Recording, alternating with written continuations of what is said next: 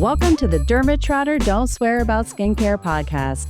On today's show, I have Sherry Pagato, a licensed clinical psychologist, professor, and social media researcher. She is currently a professor in the Department of Allied Health Sciences at the University of Connecticut, and she's director of the UConn Center for M Health and Social Media. Welcome to the show. It's great to have you here, Sherry.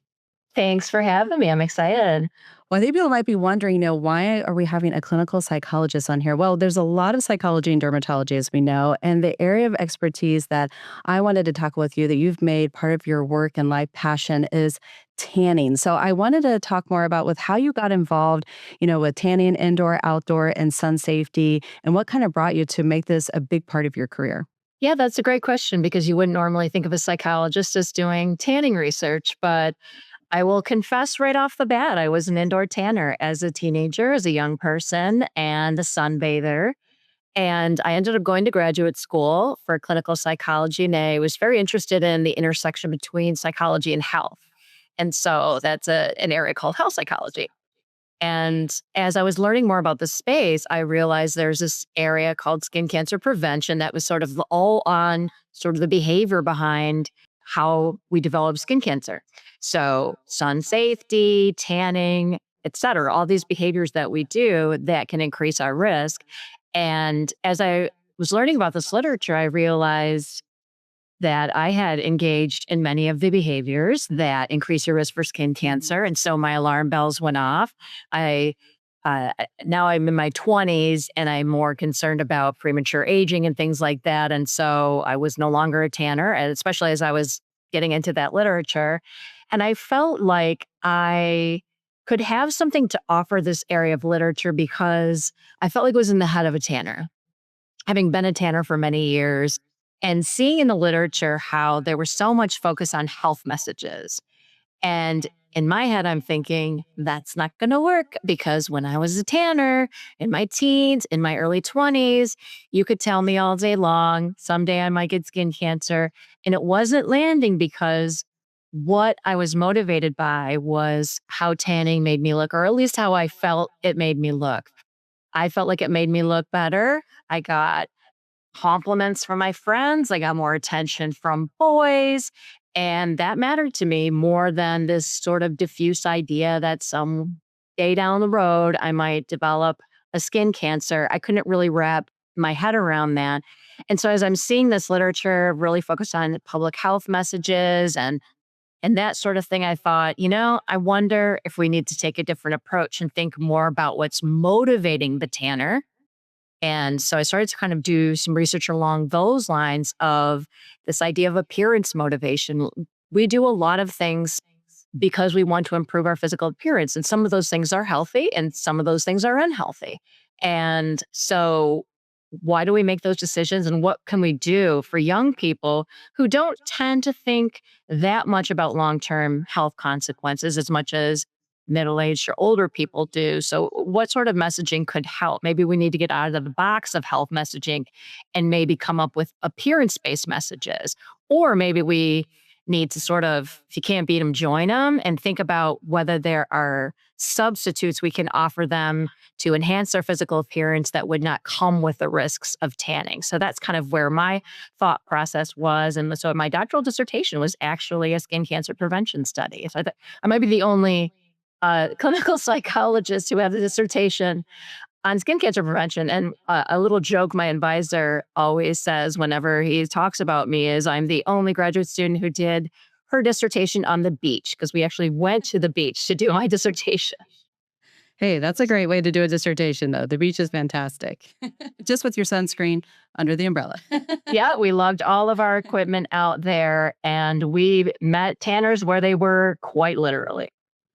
But I think it's fascinating what you talk about because definitely the behavioral aspect is the most challenging thing in any area of medicine that I think we try to change for our patients, right? We talk to them about other lifestyle things that they might do if somebody smokes and we want them to stop smoking. How challenging, is that when, yes, maybe just giving the health message, oh, you might get lung cancer. Well, a lot of people in their mindset, like you said, that's kind of off, in the future. Oh, that won't happen to me. And especially I think when we're younger, we all can tend to have that mindset.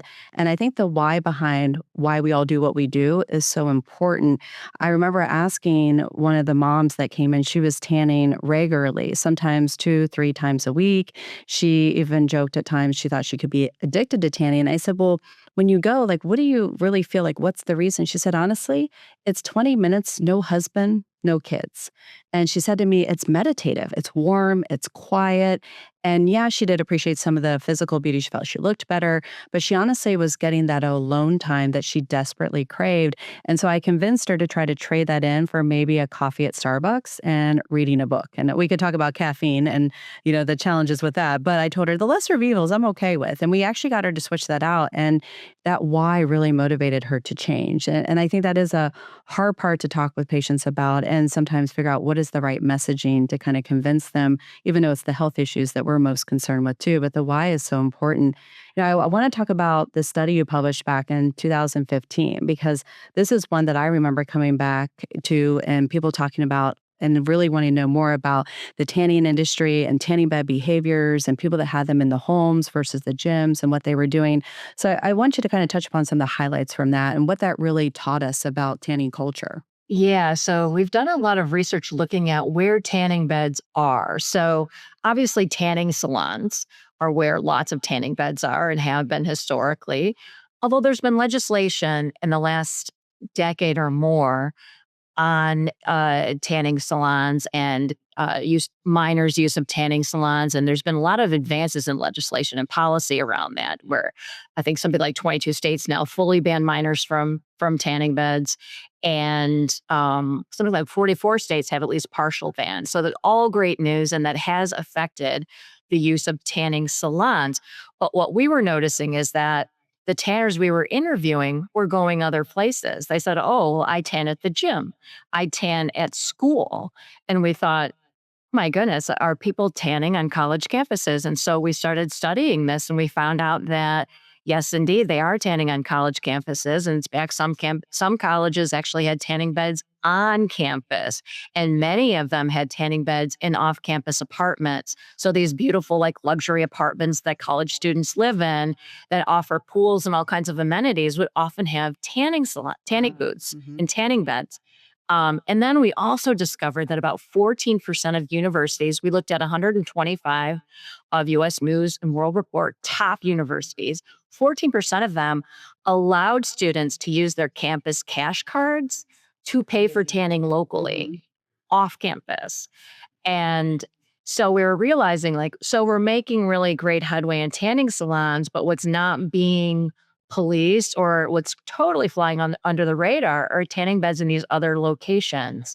And so one little intervention we did is that the universities that offered their cash cards to be used for tanning salons, we literally just wrote them a letter and said, "Hey, I'm not sure if you're aware of this." We wrote the letter to leadership and said, uh, "This is happening on your university campus. There's a tort liability risk to funding indoor tanning for your students, given the risks to melanoma." And we shared the statistics.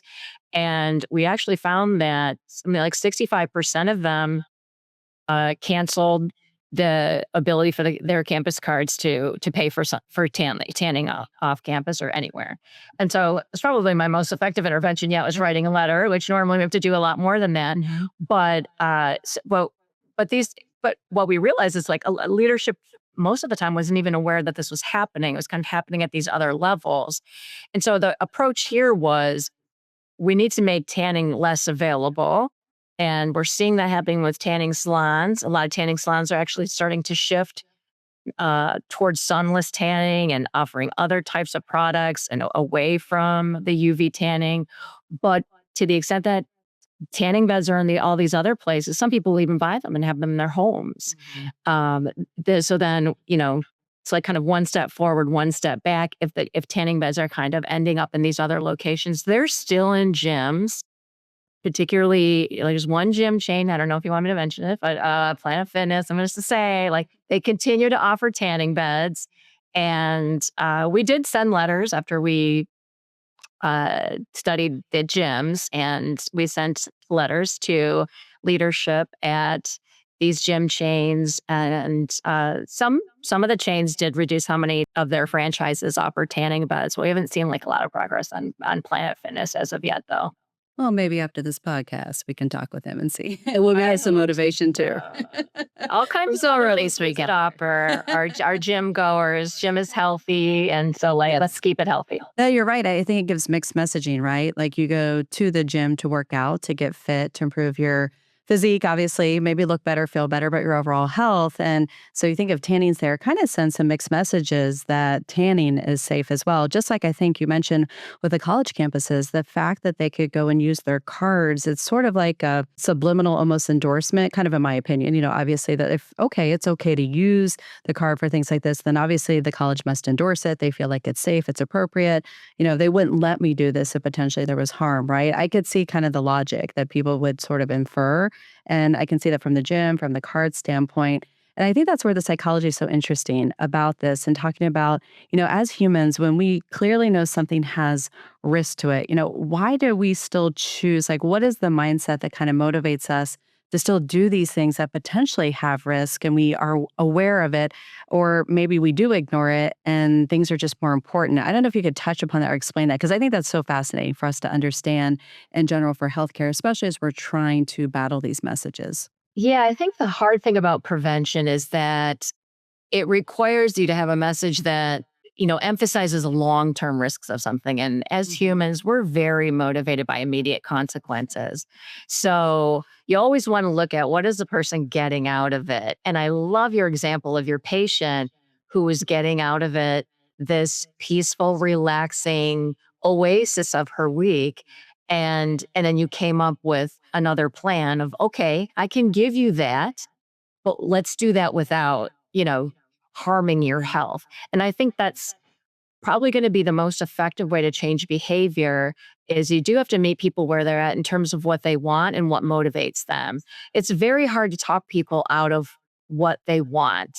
And so when it comes to tanning, it is oftentimes very physical appearance motivated. But to your point, there are a lot of tanners who are getting stress reduction out of it, whether it's laying at the beach or laying in a tanning bed. It's relaxing. And there's Mhm. actually some interesting research that shows exposure to UV rays can actually stimulate certain receptors in the brain that make us feel happy. And I think we've all experienced that when you go outside in the sun, you're like, wow, this is so wonderful. So there is something going on biologically there. So it's really hard to compete with that by saying, hey, someday maybe years down the road, this could happen and you might get skin cancer or you might not, we don't know. It just when you're weighing kind of the consequences that doesn't carry the weight often with a lot of people, particularly young people. So when we think about teenagers, their brains aren't even fully developed, and the one part of their brain that's still developing is prefrontal cortex, which is the part of your brain that allows you to sort of weigh long-term consequences. We see teenagers always engaging in risky behavior, right? I have a teenager. I've got a front row seat to it. So Mhm. any parents out there with teenagers are like, yes. So it's you can sort of preach to them and tell them things, but their brains are still, you know, developing in a way to where long-term consequences are going to land like those short-term consequences. And so you're going to kind of be banging your head against the wall if that's your strategy is to emphasize long-term, especially when those long-term consequences aren't for sure. So Mhm. you can't tell someone you're for sure going to get skin cancer. So they're kind of Right. like, I'll play the odds. I'll think about it later Yeah. kind of thing. Yeah, because risk is a funny concept, right? Like, I think, sometimes, there's increased risk and when it's not absolute, like, like you said, they might take their chances. And we all do that, I think in our everyday lives. So I can see, especially you're trying to motivate a teenager, although I know a lot of adults that maybe that prefrontal cortex is still working its way through too, that you will see, not to name anybody in my family, my brother, I'll have to get on for that. But, I just kind of tease a little bit that we kind of debate how we make these decisions and the process we all go through. And I think that's kind of fascinating because that's where we're trying to get to people and how do you motivate them? And I hate to say it, but sometimes I've even shown them pictures of scars, specifically talking about some of my younger patients, because the skin cancer isn't tangible, I think, to them, or the fact that they have to go through something would say, look, this is a patient I had that actually got a melanoma. She tanned when she was in her teens, in her 20s. She had a melanoma in her early 30s. And I show them the scar, and it's amazing how aghast they are that visual sometimes will instill a little bit more motivation. But it's tough. It's a tough situation. And I think that's where a lot of people are going, on our side. We're looking at this younger generation and trying to figure out, especially with Gen Z, and, you're an expert in looking at social media and how this impacts, I think, a lot of behaviors, a generation that we kind of think of now that's so focused on health. People talk about how they don't go to the bars, so they don't tend to drink. They're looking at prevention. They want to focus on anti-aging. It seems mixed messaging then that somehow tanning is rationalized in their minds. Do you know why, or what we think why that's happening? Why that mindset has shifted? Yeah. So, well, one thing I wanted to pick up on when you said about Mhm. the visuals, Yeah. and because I was like nodding my head, is that one of the reasons that visual is so powerful is because it's about physical appearance. Mhm. An ugly scar, so you're really getting at their appearance motivations, and that's it's such a strong driver, particularly for women of across the lifespan, but particularly young women. But we actually see this in young men too. So it's it it's hard to compete with that. And so I think that anything that's going to emphasize physical appearance is going to be helpful with that.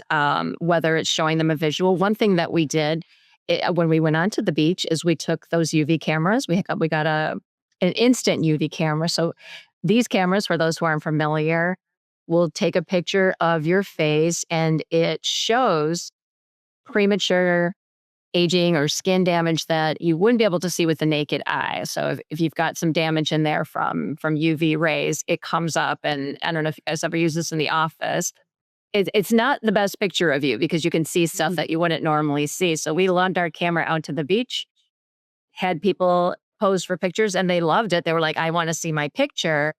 And people had a visceral response to that. Even the folks like you mentioned, we did see some people who were like self-proclaimed tanning addicts, and they looked at that picture and it gave them pause about, oh my goodness, what I'm doing to my skin. Because they couldn't really see much. All they're seeing is the tan. They're like, oh, I love how I look so tan.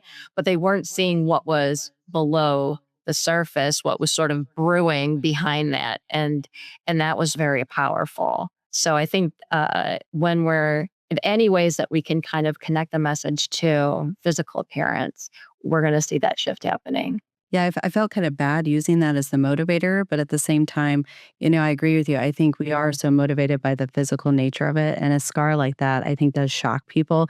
I hate to say it, but it brought me back to those high school days. I went to Catholic high school, and I can still remember when we did STD back in the day, education, or STI as we all know it, and they just flashed images. And boy, was that a motivator for a lot of us that were trying to put together the risk of, of unprotected sex and how they were trying to educate us. And then a lot of people laugh at it, but I said it could be powerful, those images. And I can still remember them many years later, and how they sort of had an impact on people thinking like, oh my gosh, like I don't want that happening to me. And as kind of funny people comment on it now, it did have an impact. You could definitely see people talking about it and maybe behaving a little bit differently. But the tanning area, I think, is where we're trying to wrap our heads around it with this generation focused on health. Do you feel like this messaging has shifted? Because I see a lot of things on social media where, they're talking about how healthy is, or celebrating a sunburn, and maybe turning away from tanning beds, doing tanning that way, but now thinking, oh, but outdoor tanning, that's okay. That's safe. Yeah, I think there's this idea that the sun is natural. Mhm. So, and because it's natural, it must be healthy. We also refer to a tan as a natural glow. So this word natural is sort of competing with what we know about UV radiation, which is that it is radiation and it's very harmful. So yes, it's natural, but it also is a carcinogen. So I think feel like that's sort of the disconnect there is it's sort of getting this health halo in some ways. And so then people are like, oh, it must be okay. And plus it's this way to relax. And so I feel like we've made so much progress when it comes to tanning beds, but with the sun, it does have that aspect to it. That being said, I mean, I know a lot of teenagers who know it's not good for them, and it's not because they don't necessarily believe like, oh, it's natural, so it's healthy. It is more the case that they're like, Mhm. I love the way I look, and I'm gonna keep doing it, And social media really amplifies this because you're with social media, you just see more images of peers and what they're doing. So there's a lot more social comparison going on. We've got this whole cadre of influencers now. You used to have celebrity culture, and that's still a thing, but like Mhm. influencers are sort of more influential, I think, than celebrities. Because think of the most famous celebrity, Taylor Swift. This woman has never had a tan, right? Like you never see her. Her skin is flawless. I don't think she's ever had a tan in her life. But that's not who people are paying attention to. They're paying attention to their peers. They're paying attention to these sort of more mid-level influencers and and then that's affecting their behavior that, the people who are doing, their makeup and showing their tanning rituals on social media. And so I really feel like social media has been fanning the flames of this idea that tanning is the way to improve your physical appearance. And Yeah. lots of visuals. Actually, one thing I'll add is Yeah. um, we took a look at TikTok and we did a search of the top skin cancer related videos. And the top videos were ones with visuals of skin cancers and things like that. And so that it was very interesting that that's getting the most attention on social media, not public health messages or anything like that. Like put up a melanoma, Yeah. someone, having it surgically removed, that's going to get tons of eyeballs way more than a public health message of, a statistic about how many people are going to get melanoma. Like that's no one's listening to that. So we've got really two things going on in social media visually.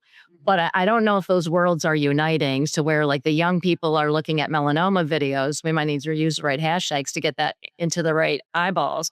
But otherwise, it's visuals that are sort of glorifying tanning and showing like how beautiful it is. So that's kind of where we're stuck. Well, and I think one of the trends too that you've probably seen, and I've had questions about it, people coming into the office is talking about the tan maxing. So I was having you comment a little bit on that, and it kind of goes along with that shift with outdoor tanning and sort of where you see that going, or sort of tied into in the last few minutes we'll have here is touching upon sort of the education around this and trying to really change people's minds about what tanning should mean to them and their risk overall as well. Yeah. So tan maxing, this is another kind of product of social media, even just this term. And what it means is it's this culture where people want to optimize or maximize how tan they can get. So they look at the UV index to figure out when should I go tanning to get the most bang for my buck and use that to get as tan as possible. And and then they talk about that on social media, and then it kind of becomes like a viral thing where everyone's, wants to do this too. So obviously that is not the use of UV index we were ever hoping for. And yeah, so but this is happening and it's getting reinforced. And so this is yeah, I think if we're going to solve the problem, it's gonna have to kind of be on social media because that's where the fuel is being added to the fire. So, to the extent that we can get into social media spaces and start changing the narrative, I think we can start to see some shifting going on. How to do that? The devil is in the details, but I think that's something we need to be thinking more about. Well, maybe I'll have you end them with just telling us a little bit about your National Cancer Institute funded study to really talk about this 6 week sun safety intervention and sort of what's the design or the rationale maybe behind the intervention and what you hope to achieve. Yeah, so this is a randomized trial where we did some pilot work and found that this there could be some potential to this where we want to use social media, but in a not in a way where we preach to people, to young people, but rather where we make them the messengers. So in our pilot work, we recruited tanners and we said, "Hey, I wondered if you could help with a social media campaign where around healthy skin." And so we have all these different messages. We would love you to be the creators. You make the messages. We'll put them up. You put them up on yours, and we incentivize them to be creators. And they loved it. They were like, sure, we'll do this. And they did it. And so we had them fill out measures before they started and then measures months later to find out, did it affect their own behavior at all? Mhm. And sure enough, it did. They Wow. increase their use of sunscreen. They reduce their tanning. So by having them be the messengers, it really kind of created a cognitive dissonance where their behavior shifted without even having to tell them, hey, you shouldn't be tanning. This is bad for you. We didn't whisper a word about that. We were just like, hey, we would love to create this campaign for young people like you, and we'd love for you to be the creative genius behind it. And so now we're doing a bigger version of that. We're going to follow up even a year later to see what kind of change might have happened, and incentivize them to engage their friends in the content to see if we can kind of, I guess, reverse, what we're already seeing there on social media in terms of promoting tanning, but kind of going the other way. No, I think that's fascinating because you're kind of fighting fire with fire, for lack of a better descriptor, right? And going out to the very people that have been promoting it, but showing them, hey, this maybe isn't the best, decision for your health. And then having them turn that message around and seeing the impact. I'm really excited to see where the larger scale study goes because I could see this flourishing, especially across college campuses or really making a difference, for young people out there and even for adults that maybe have been reluctant, but really still pay attention to social media messaging. Because I think you're definitely right. That's where we've got to go if we want the message to get out. And the why that you brought to the table, I think is so important. I want to thank you, Sherry. This has been a great conversation to really just talk about the psychology behind this and for dedicating your career to figuring this out. I mean, you're going to help us, especially, as dermatologists, dermatology providers out there that are trying to win this battle in the short time frame we have with patients. It's a challenge and us trying to figure out the best way to go about it. And you're doing the legwork to figure out some tactics that hopefully will make us successful one day at really sort of ending the love affair that we see with tanning in general. Absolutely. Thanks for having me. Of course. Lovely to have you on and would love to have you back, especially as we find out more information with your study as well. And stay tuned for the next episode of Dermot Trotter Don't Swear About Skincare.